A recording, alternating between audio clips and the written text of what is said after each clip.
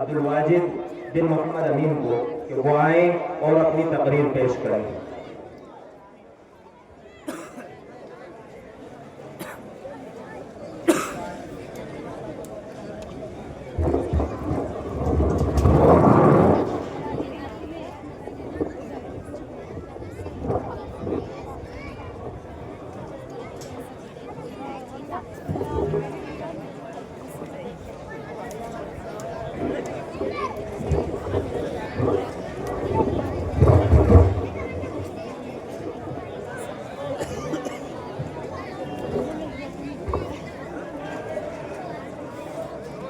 سنبھل کر بیٹھ جاؤ محفل سرکار میں، سنبھل کر بیٹھ جاؤ محفل سرکار میں، پہلے سلام کرتا ہوں بعدہ کلام کرتا ہوں، جتنے بھی آئے ہیں محفل میں سبھی کا میں احترام کرتا ہوں، اور قبول کیجیے میری یہ گزارش، بڑے خلوص و وفا سے سلام کرتا ہوں۔ السلام علیکم ورحمۃ اللہ وبرکاتہ۔ وعلیکم السلام ورحمۃ اللہ وبرکاتہ۔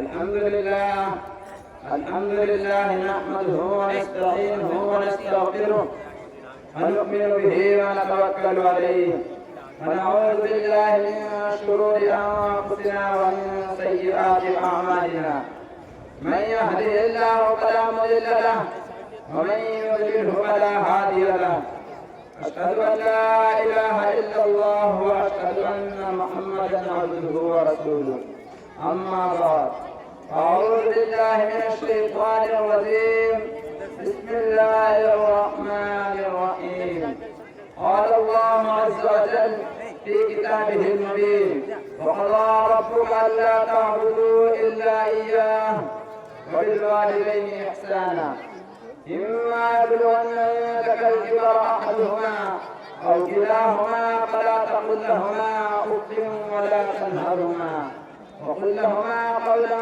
كريما واخفض لهما جناح الذل من الرحمة وقل رب ارحمهما كما ربياني صغيرا، صدق الله العظيم۔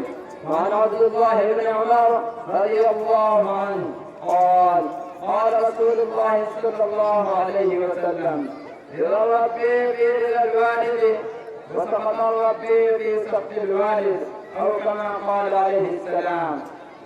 سبھی کچھ ہو رہا ہے اس ترقی کے زمانے میں، سبھی کچھ ہو رہا ہے اس ترقی کے زمانے میں، مگر یہ کیا غضب ہے آدمی انسان نہیں ہوتا۔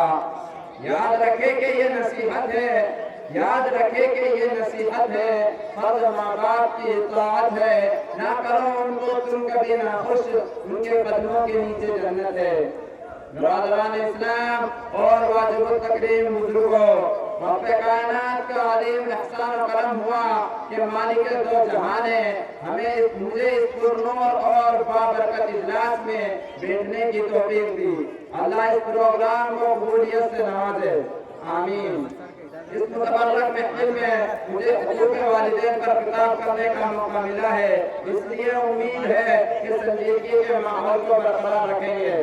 حضرات گرامی، اگر آج کے پرفتن دور میں ہم دنیا پر طائرانہ نظر ڈالیں تو یوں محسوس ہوتا ہے کہ ہر سمت سے اپنے اپنے حقوق کے مطالبہ کی صدا سنائی دیتی ہے، ہر سمت ظلم و زیادتی کا دورہ نظر آتا ہے، ایک دوسرے کے حق کو مارتا ہوا نظر آتا ہے، ہر ایک کو دوسرے سے شکایت ہے، رعایا کو بادشاہ و حاکم سے شکایت، آقا و مالک کو غلام سے شکایت، غلام و نوکر کو آقا سے شکایت، والدین کو اولاد سے شکایت، کوئی پڑوسی کا حق ادا کرنے کے لیے تیار نہیں، اولاد والدین کا حق ادا کرنے کے لیے تیار نہیں، والدین پر ظلم و زیادتی کے پہاڑ توڑے جا رہے ہیں، ان کی عزت و احترام و آداب کو پامال کیا جا رہا ہے، والدین کے ساتھ گھناؤنی اور ناپاک حرکتیں کی جا رہی ہیں۔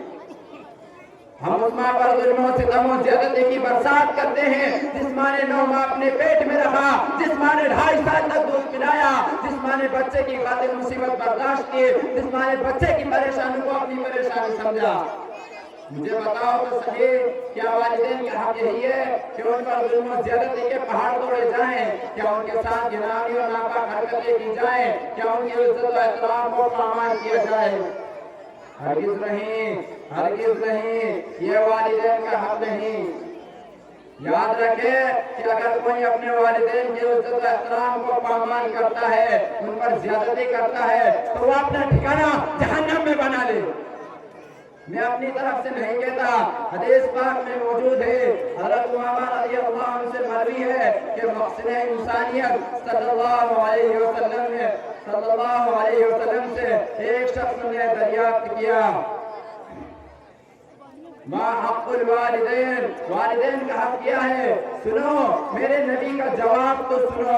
محبوب کبریا صلی اللہ علیہ وسلم نے ارشاد فرمایا، ہما جنتک و نارک، وہی تیری جنت ہے وہی تیری جہنم۔ حدیث میں غور تو کریے، پتہ چلتا ہے کہ والدین کا حق کیا ہے۔ کا مطلب یہ ہے کہ اگر تم والدین کی عزت و احترام کرو گے، ان کی فرما برداری کرو گے تو جنت کے حقدار بنو گے، اور اگر ان پر ظلم و زیادتی اور برا سلوک کرو گے تو اپنا ٹھکانہ جہنم میں بنا لے۔ برادران اسلام، اگر کوئی اولاد اپنے والدین کے ساتھ گناہی اور ناپاک حرکت کرتا ہے، اللہ اس کو آخرت میں عذاب تو ضرور دیں گے لیکن دنیا میں بھی سزا مل جاتی ہے۔ ثبوت کے طور پر میں آپ حضرات کے سامنے ایک واقعہ بیان کرتا ہوں۔ ایک نوجوان نوکری سے گھر آیا تو اس کی بیوی نے اس سے ماں کی شکایت کی۔ نوجوان کو غصہ آیا اور ماں کو مارنے کے لیے گیا تو بیچاری بوڑھی ماں نماز پڑھ رہی تھی۔ سخت دل نوجوان نے سجدے کی حالت میں ماں کی گردن پر پیر رکھا اور اس زور سے رکھا کہ ماں مالک حقیقی سے جا ملی۔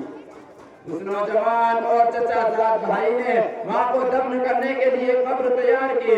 پھر ماں کو قبر میں اتارنے کے لیے وہ نوجوان اور چچا زاد بھائی دونوں قبر میں اترے تو چچا زاد بھائی تو قبر سے صحیح سلامت نکل گیا، لیکن اس نوجوان نے نکلنے کی کوشش کی تو قبر نے فوراً اسے دبوچ لیا۔ نوجوان دہشت زدہ اور ڈر کی وجہ سے چلانے لگا۔ لوگوں نے اس نوجوان کو قبر سے نکالنے کی ہر ممکن کوشش کی لیکن کامیاب نہ ہو سکے۔ بہت سارے لوگوں نے اس نوجوان کے لیے دعا کی لیکن کسی کی بھی دعا کارگر نہ ہوئی۔ آخرکار نوجوان تڑپ تڑپ کر مر گیا۔ لوگوں نے مجبوراً اس کے اوپر مٹی ڈال دی۔ جب اس نوجوان کی بیوی کو پتہ چلا تو رو رو کر بیان کرنے لگی کہ دوشی اور خطا کار تو میں ہوں، میں نے ہی ماں کے خلاف زہر اگلا تھا۔ پھر سارا واقعہ بیان کیا۔ آدمی کے پاس سب کچھ ہے مگر ایک تنہا آدمیت ہی نہیں۔ برادران اسلام، اگر کوئی اولاد اپنے والدین کے ساتھ گناہی اور ناپاک حرکت کرتا ہے، ان پر زیادتی کرتا ہے، وہ اپنا ٹھکانہ جہنم میں بنا لے۔ والدین کے ساتھ گناہی اور ناپاک حرکت کرنے کے نتیجے میں اللہ رب العزت دنیا ہی میں دکھا دیتے ہیں، جیسا کہ میں نے ماقبل میں ایک واقعہ بھی بتایا تھا۔ لیکن ایک صحابی ہیں، بہت صالح انسان ہیں، جس کا نام علقمہ ہے۔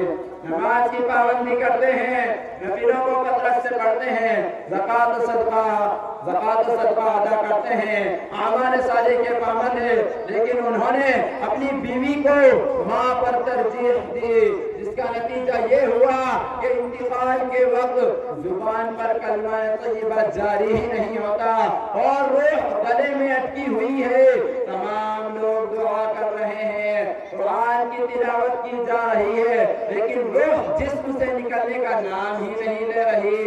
علقمہ تکلیف کی وجہ سے تڑپ رہے تھے۔ حضور صلی اللہ علیہ وسلم کو واقعہ کی اطلاع دی گئی۔ حضور صلی اللہ علیہ وسلم نے فرمایا کہ اس کے والدین زندہ ہیں۔ اطلاع ملی کہ صرف والدہ حیات ہے۔ حضور صلی اللہ علیہ وسلم نے فرمایا، اے بڑھیا، علقمہ کا تیرے ساتھ کیسا سلوک تھا؟ بڑھیا نے کہا کہ میرا لفظ جگہ تو بہت نیک و صالح تھا، لیکن اس نے اپنی بیوی کو میرے اوپر ترجیح دی تھی۔ حضور صلی اللہ علیہ وسلم نے فرمایا کہ اس کو معاف کر دو۔ بڑھیا نے معاف کرنے سے انکار کر دیا۔ حضور صلی اللہ علیہ وسلم نے حضرت بلال رضی اللہ عنہ کو حکم دیا کہ لکڑیاں جمع کرو اور علقمہ کو اس میں زندہ جلا دو۔ بڑھیا تڑپ گئی اور کہا کہ میرے لفظ جگر کو جلا دیا جائے گا۔ ممتا جوش میں آ گئی اور کہا، یا رسول रसूल अल्लाह, मैं आपको और तमाम लोगों को शाहिद और गवाह बनाती हूँ कि मैंने अलमा को माफ कर दिया। बस इतना कहना था कि हज़रत अलमा की रूह परवाज कर गई। बरादरान इस्लाम, हमें इबरत आमीज़ वाक़िआत से नसीहत हासिल करनी चाहिए। ये वाक़िआत तारीख़ की किताब और उनके अवाक़ पर अभी भी मौजूद है। इसे शायर ने क्या खूब कहा है, अपने मन में डूबकर पाजा सुरागे जिंदगी, अपने मन में डूबकर पाजा सुरागे जिंदगी, अगर तू मेरा नहीं बनता ना बन, अपना तो बन। हमें खुद अपनी फिक्र करनी चाहिए।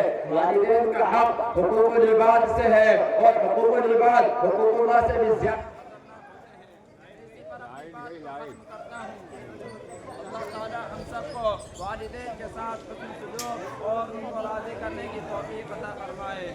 सजदों की बदौलत ना महशर में बचेंगे, सजदों की बदौलत ना महशर में बचेंगे जो लोग ज़मीं औरों की दबाने में लगे हैं। अक़दार वही हैं जन्नत के असल में, अक़दार वही हैं जन्नत के असल में, माँ बाप के जो पाँव दबाने में लगे हैं।